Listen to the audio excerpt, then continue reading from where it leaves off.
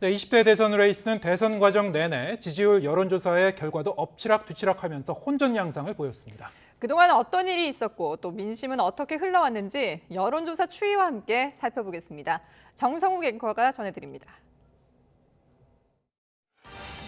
지난해 11월 5일 국민의힘 윤석열 후보를 끝으로 원내정당 대선주자 대진표가 완성됐죠. 지금 보고 계신 그래프는 여론조사기관 한국갤럽이 자체 조사해온 대선 후보 지지도인데요. 시기를 조금 나눠서 보겠습니다. 11월 셋째 주부터 올해 1월 첫 주까지 더불어민주당 이재명, 정의당 심상정 후보 지지율은 크게 변동이 없었습니다. 반면 40%대를 넘겼던 윤 후보의 지지율은 12월을 거치며 새해엔 20%대로 주저앉는 모습을 보였는데요.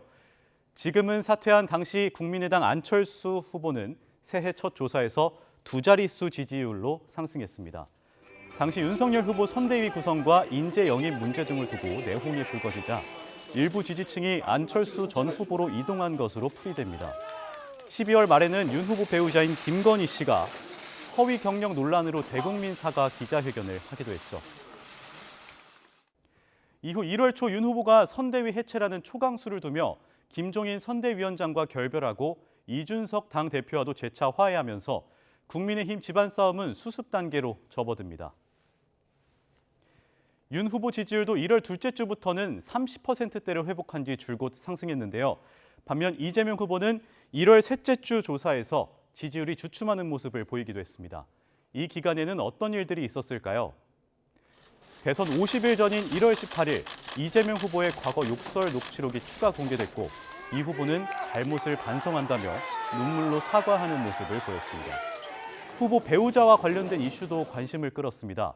1월 중순에는 윤석열 후보의 배우자 김건희 씨의 녹취록이 공개되며 무속 논란 등이 불거졌고 1월 말에는 이재명 후보의 배우자 김혜경 씨가 법인카드를 유용했다는 의혹이 보도돼 결국 김 씨가 2월 9일에 사과 기자회견을 하기도 했는데요.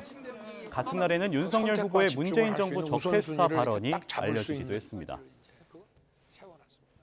이후 실시한 2월 셋째 주 조사에서 이 후보는 떨어지고 윤 후보는 40%대를 넘어서면서 한때 오차범위 밖으로 격차가 벌어졌습니다.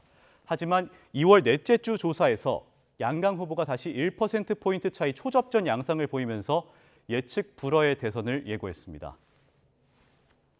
선거 막바지까지 양강 후보 초박빙 양상이 이어지면서 윤석열 후보와 안철수 전 후보의 단일화 성사 여부에도 관심이 쏠렸는데요. 두 차례 시한을 넘긴 끝에 사전투표 전날에서야 안철수 전 후보가 윤석열 후보 지지를 선언하며 후보에서 사퇴했습니다.